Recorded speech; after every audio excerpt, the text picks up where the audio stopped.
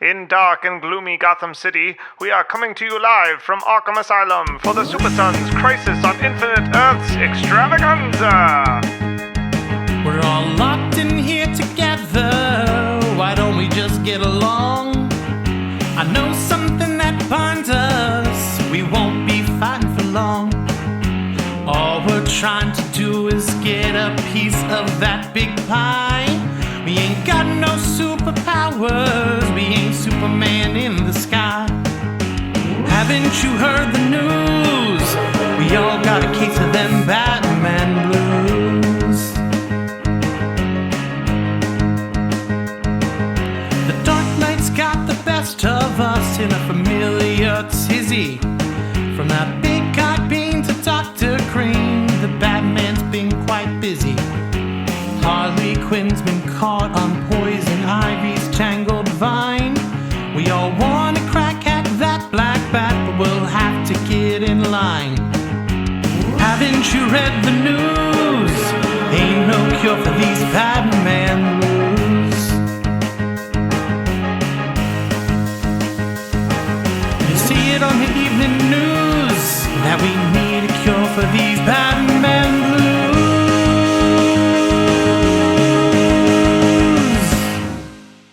Good evening, Arkham Asylum. Thanks for coming out tonight.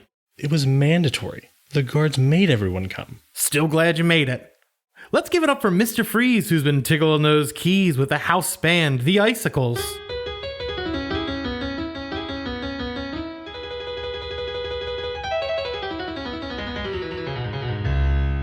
Did you really get sent to solitary confinement to work on that song? You're adjusting alarmingly well here. Anyway, tonight's show is about the multiverse. The Crisis on Infinite Earths, to be more specific. It sure is, Dan. Jake, you mentioned smuggling something into Arkham with you. Let's show the audience. It's a map of the multiverse that I got from Grant Morrison at New York Comic Con. So, this map lays out all the different universes in the multiverse. What's on the other side? The gritty, edgy, dark 90s version of comics still exists here. Don't ever do that again. If you release that dark multiverse, we will never get it closed. So, Jake, can you explain to the audience a little bit more about the multiverse? There are multiple universes that are similar, but a little different to vastly different than our own. So, like how our Earth is Prime Earth and something like Earth 3 is similar, but with the Justice League being evil? Correct. Another example is Earth 616, where we run a Marvel podcast. Except in that world, we're lizards. That sounds horrifying, and how do you know that? Don't ask. Right. So, tonight we're going to be talking about Crisis on Infinite Earths, the event comic that changed all event comics. Event comics are things that shake up the whole comic universe. People die, big things happen. The world is never the same until the next reboot. So, let's talk about this book.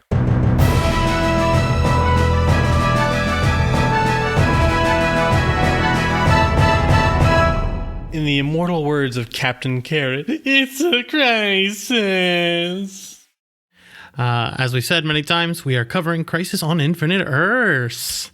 The creative team on this, it's the same writer and editor because fuck it, no one can rein in the Wolfman, is Marv Wolfman. Penciler is George Perez. Inker is Dick Giordano, Jerry Ordway, and Mike DiCarlo. Colorist is Anthony Tolan, Tom Zuku, and Carl Gafford. Letterer, John Costanza. As usual, if there's anything that we left out, dear listeners, it can be filled in with a big hero team fight or something else. We're reading this off of scrap papers that we've passed back and forth from ourselves to try to get this summary together. So bear with us. Well, you have it on scrap paper. I tattooed it on a man. Yeah, it was horrifying. He screamed the entire time. He asked me to give him a tattoo. He didn't specify. Yeah, it was 5 pages long. You had to use his whole body. So, something about the story, a lot of the characters are introduced just to be built up for a scene, and then they don't really come back for anything meaningful, which is sad. This is this is the second big event comic of like ever.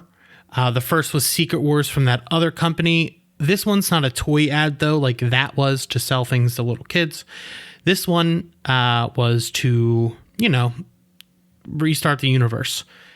And so since then, events have just been an exercise. Yeah, they've just been an excess of. They've been an exercise in excess. It's just too much stuff, too many tie-ins, and in this modern day, we have too many of them. But this is the big one that started the summer blockbuster type events that you know and may love. So let's get started. Issue 1, The Summoning. We are introduced to 3 multiversal beings. We meet Pariah, a lilac-haired man who is cursed to watch universes and countless people die as waves of antimatter sweep across different multiverses to erase them entirely. Harbinger, who is tasked to bring some of the multiverse's mightiest heroes together to stop the oncoming threat. And the Monitor, who has been seen leading up to this tragedy as he crafts a master plan to stop it, to stop the oncoming destruction, using the 2 other beings to complete his mission. Harbinger goes around gathering the champions that the Monitor has chosen to save everything, namely King Solivar, Firebrand, Dawnstar, Psycho Pirate, Firestorm, Killer Frost, Blue Beetle, Orion, A-R-I-O-N, Green Lantern, John Stewart, Obsidian, Geoforce, Cyborg, Simon, Earth 2 Superman with the Grey Temples, and Dr. Polaris. That is a lot of heroes who are pretty much, they're really big in this issue, and then as the issues go on, you get introduced to like regular Batman, Superman, and there's just so many characters in this thing that it's kind of hard to follow. A lot of any people of them just pop in and out. Yeah, so we'll mostly be following those 3 beings and a 4th one that we'll be introduced to later. The heroes gather together at the Monitor's interdimensional space station, which looks like Cybertron or some Transformers-looking shit, kind of like the Death Star and Unicron banged and had a kid. Once our heroes and a few villains are banded together, they are somehow attacked by a bunch of shadow creatures. Hold on. The Death Star and Unicron banged. Yeah, I'm pretty sure there's a Death Star Unicron toy out there somewhere. No, I know, but like, oof. It exists. Yeah, it turns into Darth Vader. God, just you put that image in my brain. You're welcome. That exhaust port. Now you have something to think about in yourself. So all these heroes are fighting on this, monstrosity against these shadow creatures that no one can really hit. Well, they're fighting on like Earth, aren't they? No, in the beginning they fight in the Monitor's satellite. So they're fighting these different shadows, which they can't really do anything against other than Obsidian, who is basically the Master of Shadows and is a shadow, but these things aren't like him, which kind of sets off an alarm. Then a bright light flashes, and they're pretty much they just vanish. And we see the man who has been narrating the scene the entire time, the Monitor. The Monitor. Issue 2. Time and time again. Time is collapsing in on itself, and to narrate that, to show that, we see the Legion of Superheroes fighting some mammoths that are being chased by cavemen. Are in the future. They're not in the future. It's time's collapsing on itself. There's but that's why. That's why it's remember weird. Those trees got pulled in. Like, it's a lot going on. It's just so much going on. How did we even smuggle this book in? It's hefty. I had to do some. All right. Yeah. Keep going. We see a modern 80s Batman taking down the Joker. Oh, the Joker. I met him actually. Go on. So you know that game people play when they see a Volkswagen Bug and you punch one another? It was sort of like that, except I didn't see a beetle, and I actually just kneed him in the crotch before slamming his head into a table. He didn't really get the joke. This place has changed you, dude. Is that why you were in solitary? Yeah, had to prove myself as the big dog in the yard. But back to the summary.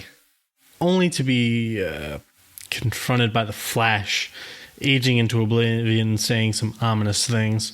Batman alerts Superman to this so they can figure it out.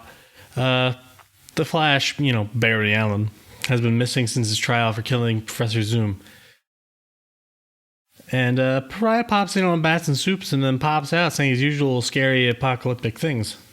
Yeah, so the Flash kind of just pops in throughout the story and we have no idea why, but his face is like turning into a skeleton. I want you all to know that this man got additional tattoos because Dan decided to cross out some stuff.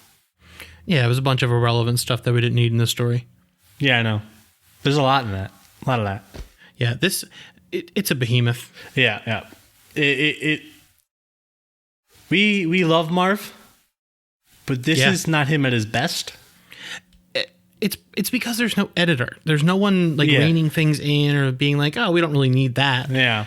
But yeah. Yeah, it's just like, go nuts. That's what he did. But then again, you can make, there's an argument to be made where this whole thing is supposed to be chaotic. Like, yeah, and it's kind of like the reality is shifting. Yeah. So I don't know what was going on. And then it gets reset and everything's better forever and none of this stuff ever happened again. And nothing's ever confusing and DC has perfect continuity. Continue with the summary. I mean, it's got better continuity than most. But anyway, where was I? The Monitor's initial force go to Atlantis, which is clashing with some commandy stuff. A planet of dickhead animals that just hunt humans. Yeah. It's kind of like Planet of the Apes, but there's other animals. Yeah. There's a lot of tigers. I don't know. I haven't read a lot of commandy stuff. Yeah, I feel like that's something we should cover because commandy is not something I'm familiar with at all. Like, I know him. I understand his world, but I don't know his stories. Yeah. In the center of the city, which is a large future techie structure that looks like a beacon, big tower. And their mission is to defend this tower, and others like it throughout time against the shadow creatures. Sorry, I was drinking some prison wine. Make it in the toilet. Yeah. All right. Pariah and Harbinger get baby Alexander Luthor from Earth 3, who kind of just got, Kal-El'd. It's a verb. He got Kal-El'd. He did. He did. His parents on Earth 3 were good guys. The Earth 3 Justice League are bad guys. So Alexander Luthor, is it Alexander Graham Luthor? I don't know. His father was a good guy. All I know is he got that big red beard and he looks really Kirby-esque. Yeah. And then then the New 52 made him evil. He was evil before the New 52. No. Alexander Luthor was. No. I'm talking about his dad. Oh, yeah. All right. Where the hell was I? Yeah. So this baby is the key to saving everything. And then Psycho Pirate uses his Psycho Pirate powers of controlling emotion, which pisses off Arion? Arion? I think maybe it's Arion. He was like a big character for a while too. Yeah. I mean, he's your wheelhouse though. I know, he's Lord of Atlantis, but I've never actually read his stories. Yeah, he's got like 2 ongoings. But Arion, Lord of Atlantis. All right. Arion and Pirate fight until Obsidian saves Arion before Pirate is snatched up by a different darkness. When the heroes learn that the Earths are going to go bye-bye at the hands of the Anti-Monitor, but they don't really call it, they call him I should just refer to him as the big bad because he doesn't get called that yet. Mm-hmm. He doesn't get called that until kind of well after he's introduced. But, yeah. So, we also learned that Harbinger has to betray the Monitor as she's under the influence of the big bad. Issue 3, Oblivion Upon Us. Alexander Luthor is aging rapidly as he's being monitored by the Monitor. The reason for that is because the Monitor realizes that he has both matter and antimatter powers in him because his parents yeeted him through dimensions. So his little journey between the different multiverses has given him abilities. Harbinger suspects that Monitor knows of her treachery. The heroes try to fight the erasure of their world with no effect because their powers, because they use their powers against this antimatter. They're trying to shoot beams at it, punch it. Good going superheroes. That's not how antimatter works. Honestly, but a Shadow Man can both can punch it and not be punched by it. Yeah, yeah. Obsidian was built up a little much and didn't get to use his, do anything. Yeah, he's only like the three first issues. That's it. Obsidian's dope looking. Yeah, he's a cool looking character, but he's like not really ever utilized too much. Yeah. Except in just JSA stuff, much later. Harbinger learns that she has to kill the Monitor by the orders of the Anti-Monitor. Harbinger has been raised by the Monitor since her family died in a shipwreck and she was lost at sea. While he was scouring the galaxy trying to watch everything and make sure things weren't going bad, he took the time to save her and raise her because he's not a bad person. All right. Issue 4. And thus shall the world die. Whew, this is a big one. Monitor engineers the tragedy that turns Kimio Hoshi into the new Dr. Light, who can actually use her powers against antimatter. Suck it, Superman. As Dan, you don't even use a needle to do this. You used a knife. Yeah, I had to make do. Oh, God. This is not how you do stick and poke tattoos. Oh, well, I used a knife and I wrote.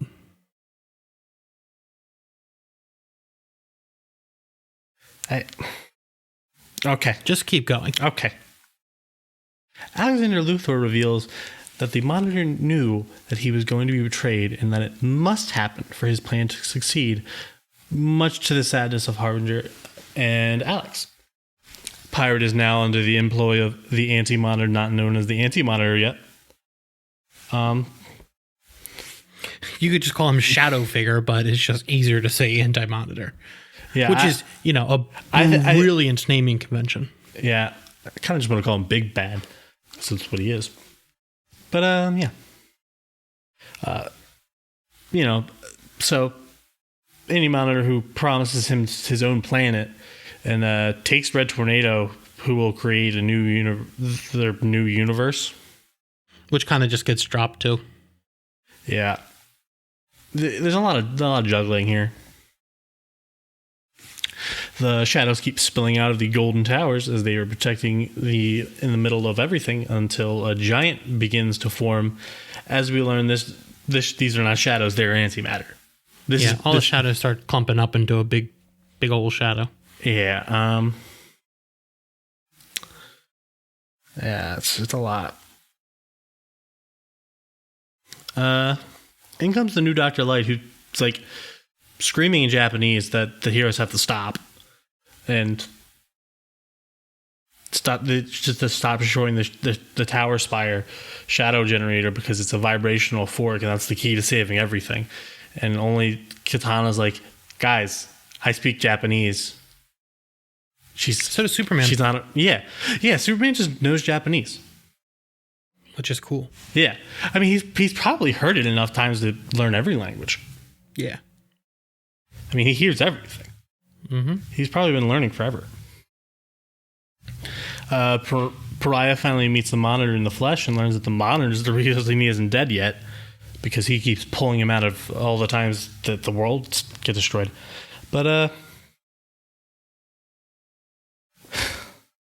I'm a little upset. You know why. It is real that these big old vibrational forks on Earth 1 and 2 are gonna bring these bad boys together, as they will channel the Monitor's power after his death. Don't you like when two good things come together? Like spaghetti and meatballs, Dan. Continue. Yeah, that wasn't funny. I know. That's why I cut it off the man's skin. Yeah. Harbinger kills Monitor as Earth 1 and 2 are ripped apart, and the comic's last panel is black. Oh, and Brainiac was doing a bunch of stuff. He was kind of just floating in space with this big old spaceship that's the shape of his robot body's head. Yeah. Brainiac is just in one page, and it's like, oh, I'm going to do some stuff. And then eventually he does do some stuff, and it doesn't fucking matter. Issue 5, Worlds in Limbo. The Anti-Monitor's plan has seemingly failed, as the worlds have survived because of the Monitor's sacrifices. The Flash, who has been a thorn in his side as he has run through time, appears in his base. The Anti-Monitors thought he was going to get the Monitor's power because they're opposites of each other, but those forks were actually where the Monitor's power was siphoned into. Harbinger returns to her normal human form of Lila and is heartbroken until Monitor's last will and testament recording starts and tells her that it was needed to save the two worlds. He sent them into the Netherverse when all in time and space had become one. Alex comes out in a solid gold outfit and says, all right, I got my orders. Then he summons everybody from the Legion, Sergeant Rock, scuba divers. I'm pretty sure those are the Challengers of the Unknown or the Sea Devils. I think they're the Sea Devils. Yeah, it's the Sea Devils. I think the Challengers and the Unknown are in this too. They are, but they're actually a part later. Yeah. They're not just like shown and like not used at all. They have a bit. You know, they are. And all the heroes come into a room on Monitor's Death Star squared, as Ralph calls it. The Flash fights against the fear instilled in him by the Psychopirate, and Red Tornado, who has been out of commission, fights back and sends a tornado out of the antimatter, and the heroes, not knowing, try to fight the tornado that's coming through. The heroes stop it and save old Red Tomato. God damn it, I thought I got it all out. I cut a little bit and then I left the tomato. See, that's funny. Psychopirate is a really cool looking character. He's got like a really sleek design, and I love his powers because he takes his mask off and he's like, oh, you're going to feel happiness. And you do, and then you fucking feel it so much. There's a lot of cool looking characters. Yeah, Psychopirate is like the coolest part of the story for me. I always loved that character from this. I love this story. It's just a lot. Like, I still think it's so cool. Like, all this stuff is happening. And clearly we're doing this because the CW's doing all those episodes, which the guards are actually nice enough to let us watch. Well, no, they're not nice enough. You shivved it's hero one propaganda. Of them. You shivved one of them. Things got to get done. So the Flash and Pirate watch the heroes struggle from the darkness, and the big bad destroys the Monitor satellite, then shows himself and says he is the Monitor and looks real creepalicious. He says he's the Anti-Monitor. No, he doesn't. He says he's the Monitor. Oh yeah, but he has. I'm looking at the page right now. I cannot wrap my head around what his like look would be in real life. Like the show has one, but like it's Darth Vader mixed with Bobo. Right, but no, like he's under got the that nose helmet hairs. is like a skeleton. I don't get it. It's just it's like someone took a old corpse and shoved it into like a robot suit. That's probably what it is. Yeah, that's pretty much what it is. He's literally just the Anti-Monitor. There's Monitor and he's the Anti-Monitor, the yin and the yang. It's yeah, go to the next issue. Issue 6. 3 Earths, 3 Deaths. So the guy claiming the Monitor to be the Monitor claims that the Monitor is dead, and so should all the heroes. And then he sends is a bad way to say this, but he kind of shoots a beam into Psycho Pirate, and then Send it. Yeah, he kind of like sends it. Hit send. Is that a hip thing? Yeah, I don't know. Yeah, Someone's dissing your flag girl. You got to hit him with one of these. yeah. It doesn't get mentioned until later in the issue that he's like beaming his like abilities out to 3 different Earths that he's just decided to terrorize. NBD. Yeah, he's causing the Psycho Pirate pain. And Yeah, he's pretty much using him as a conduit to just make cause pain. different Earths go wild. Yeah, and then he decides to. Then all the heroes get attacked and the Death Star squared, and they all try to fight to save the satellite, but it fails and blows up. Then normal Lex Luthor gets launched into the Brainiac's head ship. Head. Brainiac's big head. Yeah, Lex Luthor got some head. Boom, all that metal. That was bad. What was bad? The joke? Yeah. So was that scene. All right, continue.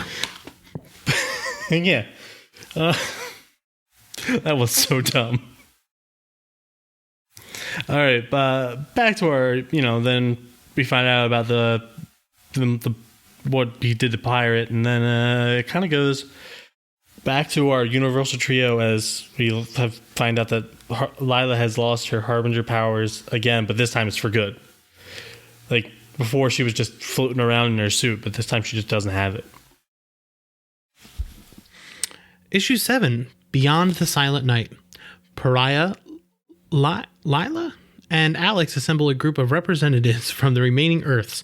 Superman, Old Superman, Lady Quirk, Blue Beetle, Captain Marvel, Shazam, and Dan's favorite Nazi fighting icon, Uncle Sam.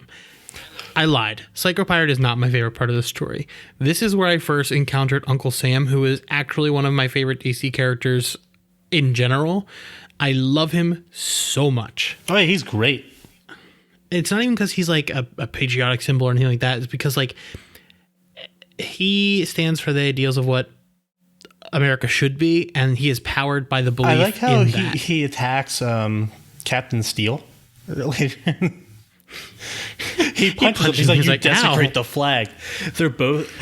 Well, he's under the influence of Psycho Pirate. Yeah, but it's funny because he's saying he's desecrating the flag because he's wearing the suit and he's fighting. Yeah, but he's literally wearing a suit made of the American flag. Which, fun fact, everyone, according to flag code, that's not what you're supposed to do. What? Yeah, there's a lot of rules in flag code. Jake, why the fuck do you know flag code? Don't worry about it. It helps in arguments. The team gets a history lesson about this Earth. We get to see the Guardians before they become we get to see the Guardians before they become little vague, shady blue people. What do we call them? Vague expositional blueberries? Yeah, that's my favorite thing I've come up with in my life. I've had a sad life, everyone. And Krona, the one that accidentally fucked up. He made the antimatter universe. The creation of Cord is also addressed, but never explains the fashion sense of winged helmets. The antimatter was created by the newfound antimatter. From this, and in retaliation, the Monitor was made by the universe. The two faced each other, and somewhere down the line, the anti-monitor was sealed away like most cosmic evil beings. So let's explain this a little bit because this is sort of confusing. Cord is the antithesis to Oa, correct? Yes, and they made the Sinestro all the yellow rings. Mm-hmm. So Cord is evil Oa. Oa is where the big expositional blueberries live. Instead of being little blue guys, they're tall red-skinned people. Like, not even like red, it's like a pink. They have like a bird aesthetic going to them, and they throw like these lightning bolts. They throw actual like lightning bolt things, and they all wear the same outfit. Yeah, like it's not even like a nice outfit. It's like it's goofy. Yeah, and they all wear shields and throw lightning bolts, and they have goggles on. Yeah, they're dumb. So then the antimatter universe was created, which if there's an antimatter universe, there's a regular universe. You got the antimatter, you got the regular monitor. They basically shot a beam at each other until they were both knocked out. And then Pariah is actually the one who let him out of his cage. Holy shit. I gotta hold on.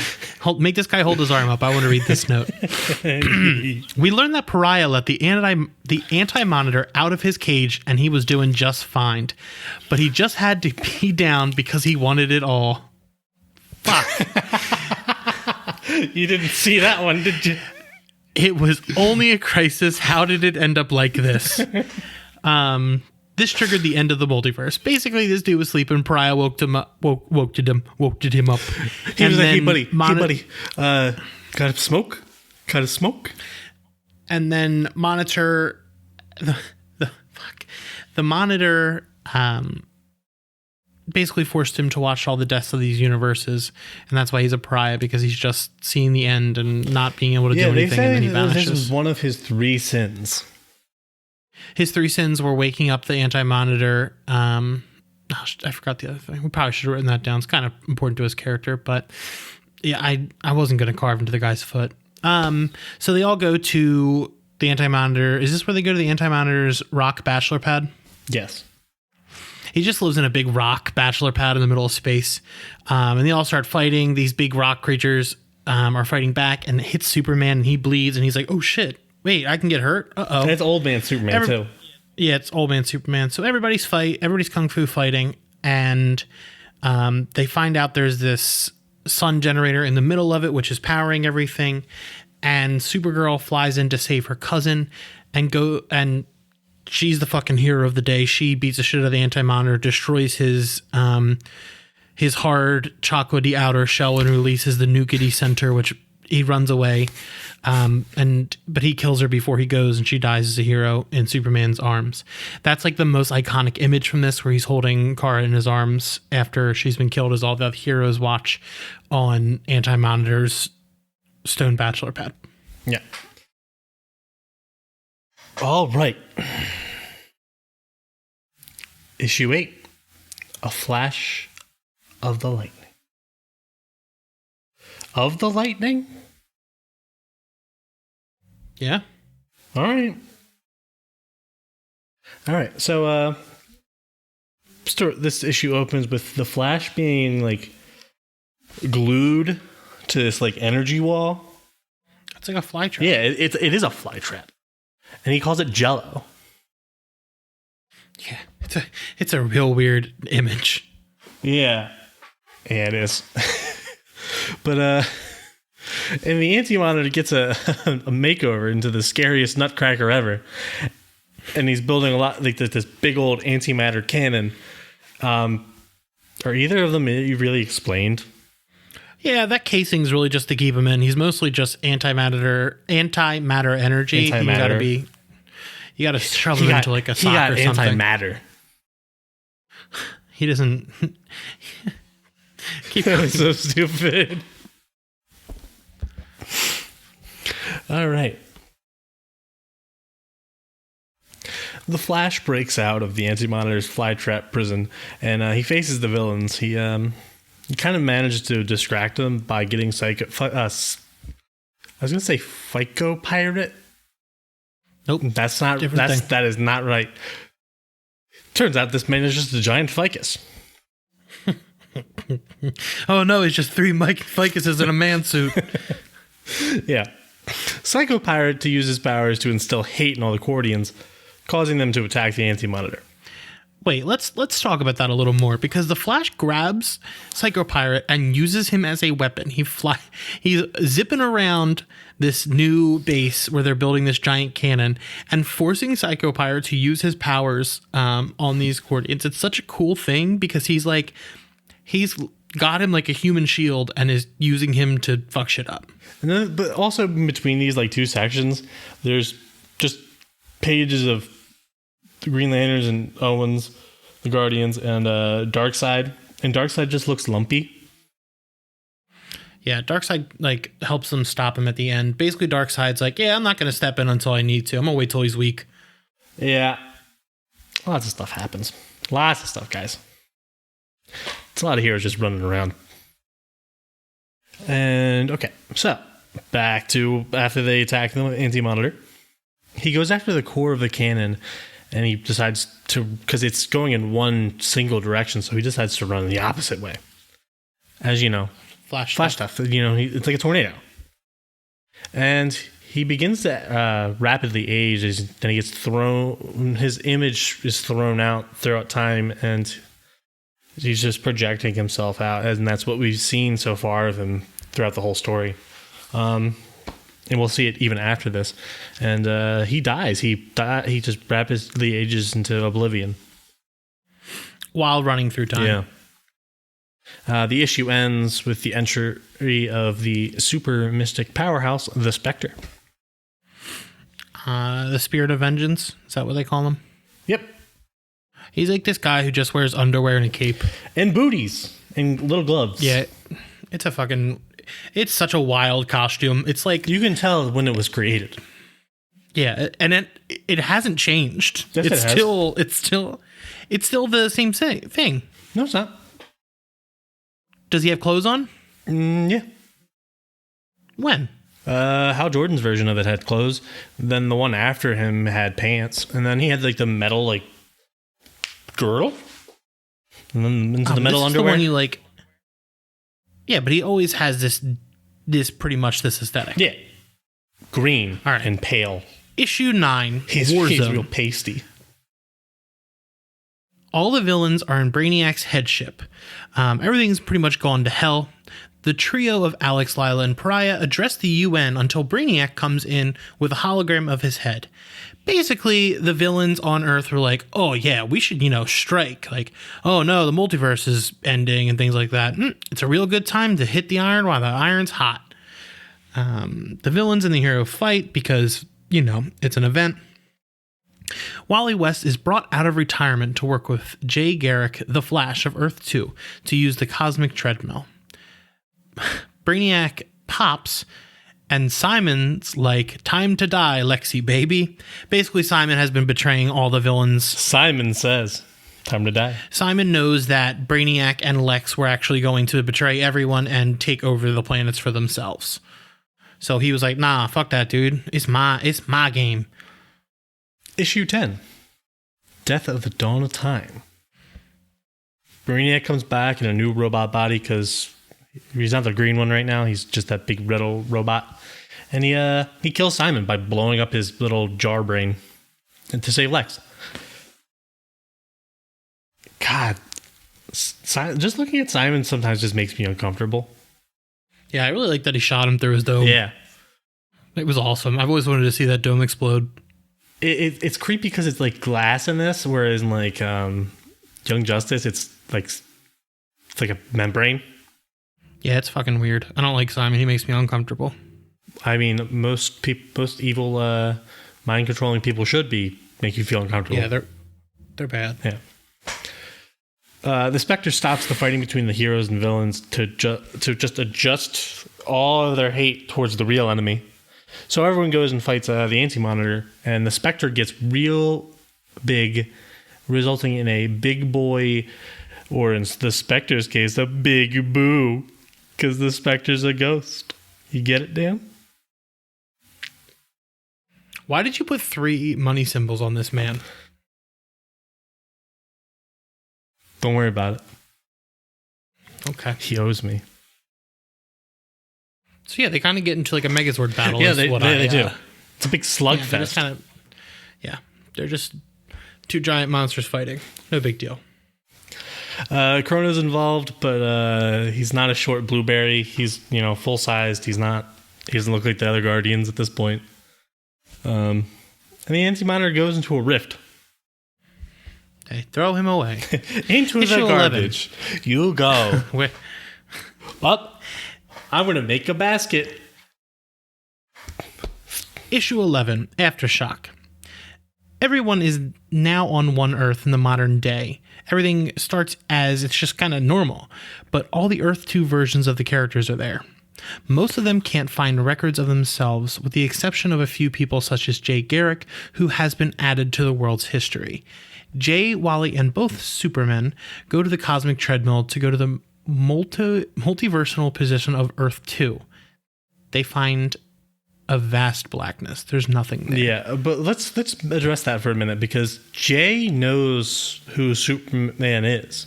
Earth 2 Superman is. Yeah. And but Joan doesn't. Joan's like, who are you?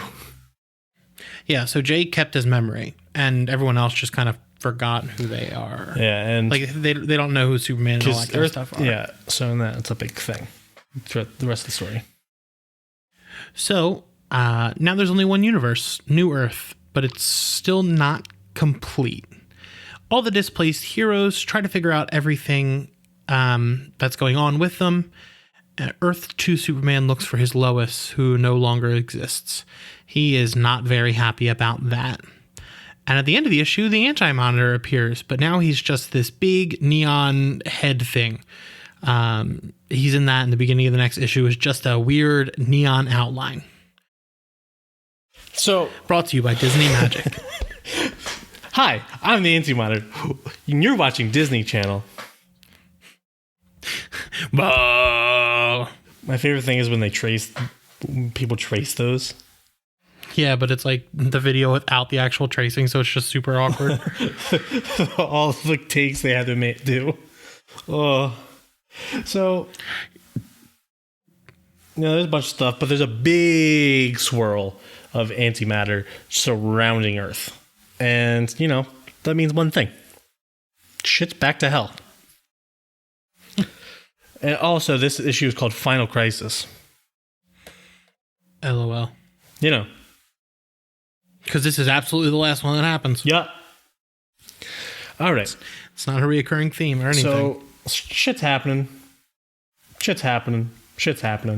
And then Wally, after seeing a projection of Barry's death, takes Psycho Pirate down. And then things just start happening. Just so much is happening. Okay, so Anti-Monitor is big, but not a big energy head anymore. And all the heroes begin to assault him.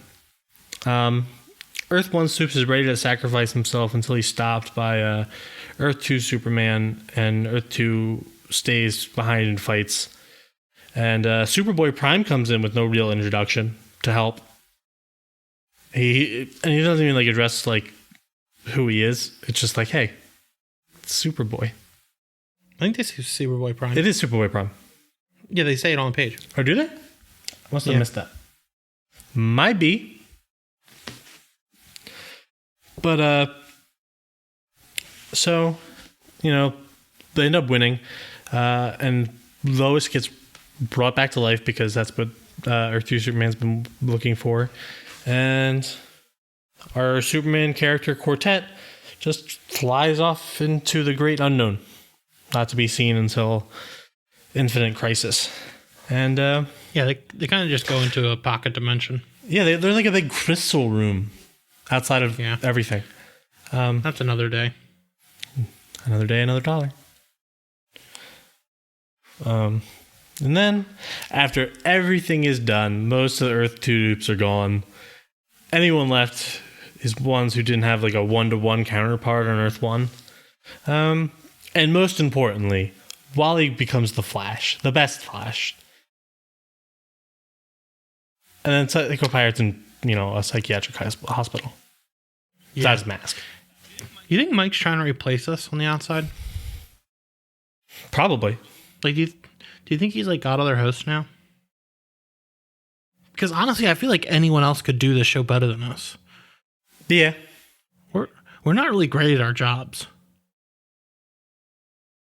So this really changed the whole DC universe as a whole. Yeah. There's a new Flash, new Wildcat, Guy Gardner comes back, Don Hall, aka Dove, dies. But there's only one universe now. But I just want to comment that the new Wildcat just kind of comes out swinging, and she's pretty awesome. But she doesn't. I mean, a lot of these things felt like these are going to be the next big thing in DC. Never happened other before. than the Flash, we don't really see a lot of these people, especially Yolanda, also known as, for you guys, that's the new Wildcat. So now there's only one universe, which has a joined and altered history. It makes the universe much tighter narratively and cuts the excess while keeping the best parts of it. The book itself is a lot of fun. It's just it's chaotic and there's so much going on that it's kind of hard to cover in one sitting. So it's something you should read. I really do think it's something you should read. Honestly, you don't need a ton of background information. Like all these characters, the ones that matter are the ones that you know. So Supermans and Batmans and all those types of characters. And then the three interdimensional beings are introduced so you understand them in the story. It's a lot. Yeah. If you want to know what's going on with the Monitor and Anti-Monitor right now, you know, what's going on with Scott Snyder's Justice League. I didn't know they were in there. Yeah. Because their brother is the World Forger. Oh, all right. So, Jake, what was your favorite part of the story? Wally becoming the Flash. Mine was the Uncle Sam giving the speech because he says, well, you can call me corny, but he's like rallying the troops, which is awesome because Uncle Sam is awesome. Well, Jake, that was one explosive story. I said that was explosive. Explosive. You expecting something?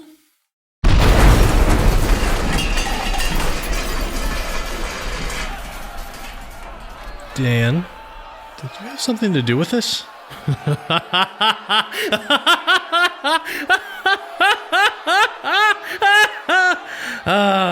Jake, I wasn't going to let us rot away in Gotham City. We're blowing this popsicle stand. Realize this makes us legitimate villains right now. Actually, just you. My hands are clean. Gotta crack a few eggs or some shit. Whatever, I'm new to this supervillain thing. Let's go. You two won't escape. I let you get off easy last time, but now it's time for a bat beatdown. Jake, it's been a pleasure working with you. Hopefully they have teeth after this one. Freeze, Batman. These two cool dudes are under my protection. Wait, really? After everything we have done and mocked you? Giving me a chance to play in your band. It has warmed my cold, cold heart. Run free, my friends, and always remember to stay frosty. Well, what do we do now? Not much we can do except run before the full Justice League gets here. Not trying to get my neck snapped by Wonder Woman. We're gonna have to go on the run. Leave everything we know and love behind. We're gonna have to go our separate ways. Wait, Dan, how do you even pull off blowing up the gates to Arkham? I sort of had to cut a deal. With who? A team of superpowered individuals and great thinkers. Dan, the Justice League wouldn't recruit you. Not even the Justice League International will put up with you. Oh no. You're not talking about good guys. I had to join the Legion of Doom. I did it to save us, though. I did it to free us and give us a second chance. As supervillains? No, I'm not doing this. Good luck out there with those villains. From now on, I'm a team of one. You've lost it. The Supersons are no more.